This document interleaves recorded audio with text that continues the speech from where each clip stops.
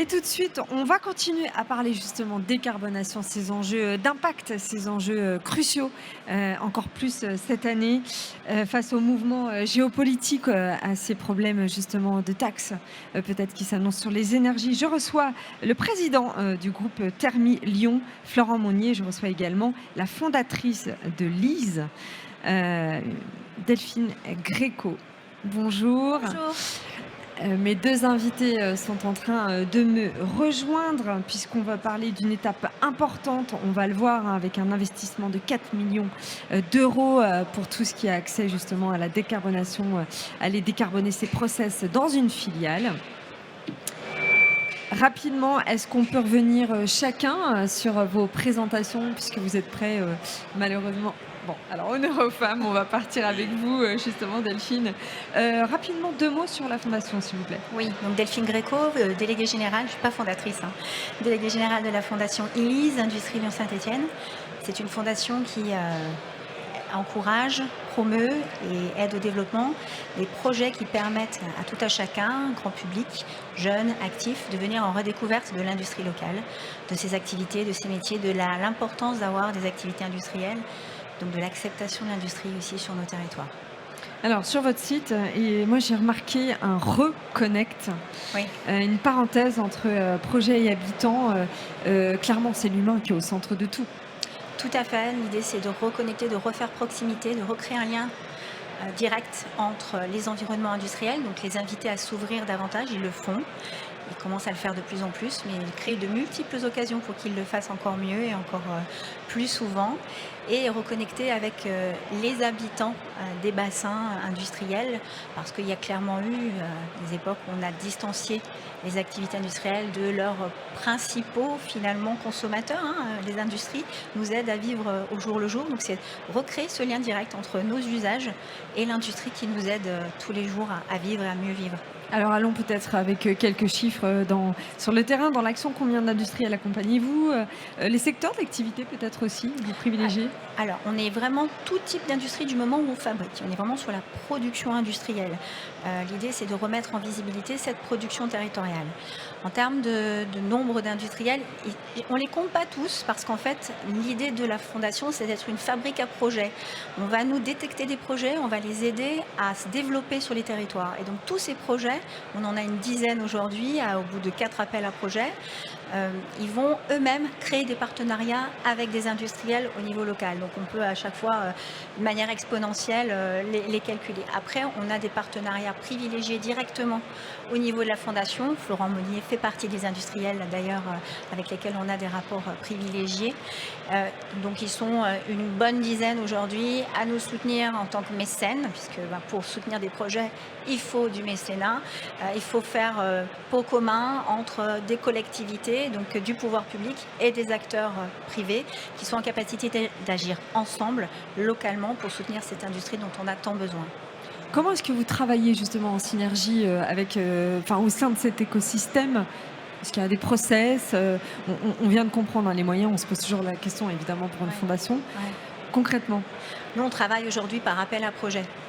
On définit des problématiques avec justement notre écosystème qui inclut en premier lieu les industriels, mais pas que. On travaille avec le rectorat, avec l'enseignement supérieur, avec la culture scientifique, technique et industrielle, les gens de l'orientation. Donc on est vraiment un écosystème où tout type d'acteurs va avoir l'industrie en préoccupation principale. Et donc on va réfléchir ensemble à quelles sont les problématiques majeures qu'on peut observer pour aider cette reconnexion.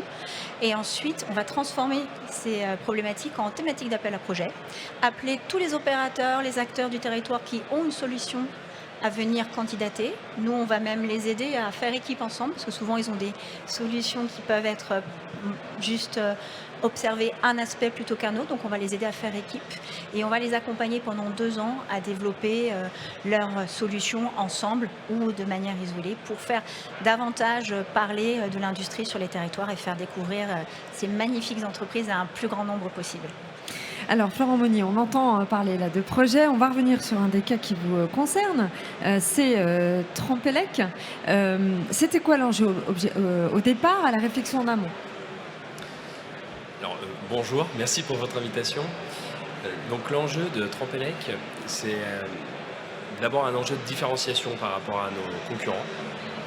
Également sur un secteur d'activité qui est plutôt lié à l'automobile, donc qui est, on va dire, en pleine mutation.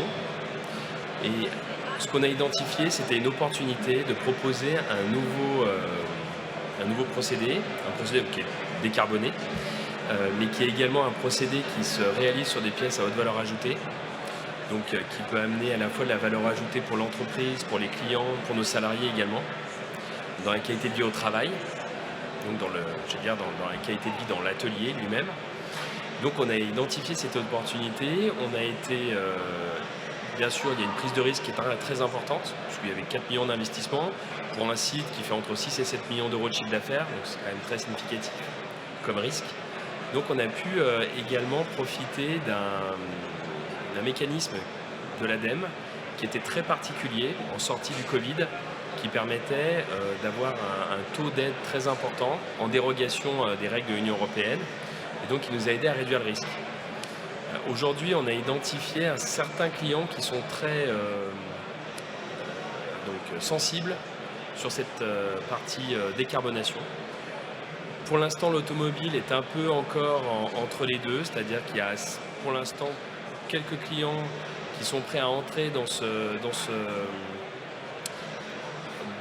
raisonnement et qui sont prêts aussi à le payer, parce que ça peut avoir un coût.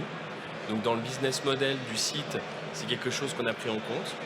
Il y en a d'autres, aujourd'hui c'est pas le cas, il faut être clair aussi. Il y a aussi des sociétés en difficulté parmi nos clients, et donc du coup c'est plus difficile de prendre en compte ces surcoûts. Et puis les deux secteurs qu'on a identifiés, qui concernent un peu moins Trampelec, mais qui sont aussi, parce qu'on a aussi des solutions qu'on déploie dans d'autres sites de notre groupe, c'est le luxe et l'aéronautique pour l'instant. Voilà. Pourquoi? Très rapidement. Parce que là, il y a vraiment un enjeu pour les clients de nos clients, Très c'est-à-dire important. nous, la population, qui ont une perception de ces deux secteurs d'activité particulièrement exigeante au niveau de l'environnement.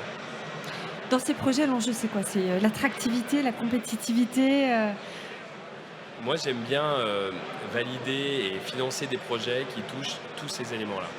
Donc, il faut que le client soit impliqué, parce que nous sommes tournés vers nos clients, mais aussi vers nos salariés, attirer ces générations, et puis même, en fait, c'est même plus une question de génération, d'ailleurs, c'est un discours que j'aime pas du tout, c'est quelque chose qui a diffusé auprès de tout le monde, quel que soit l'âge et les origines, nous sommes sensibles à la décarbonation. Alors quand même, il faut aussi quand même préciser une chose, c'est que notre métier, nous, c'est la durabilité des biens de nos clients. Donc de toute façon, dès notre point de départ, nous, c'est d'améliorer la durée de vie des pièces de nos clients. Donc c'est quand même quelque chose qui est dans notre ADN. Je tiens à le souligner parce que c'est pas quelque chose qu'on a découvert hier matin. Mais aujourd'hui, c'est vrai que pour attirer des clients, même des fournisseurs et des salariés, c'est quelque chose qui a un vrai point fort. Ouais. C'est un élément important. Merci à tous les deux d'avoir été avec nous aujourd'hui. Je rappelle que Florent Monnier, vous êtes président du groupe Thermi Lyon, et Delphine Gréco, vous êtes donc la présidente de Pas tout à fait, Pas tout déléguée à fait. générale. J'étais C'est pas pas là, grave. j'étais pas loin. De la Fondation Lys. Merci beaucoup. Merci d'avoir été avec nous.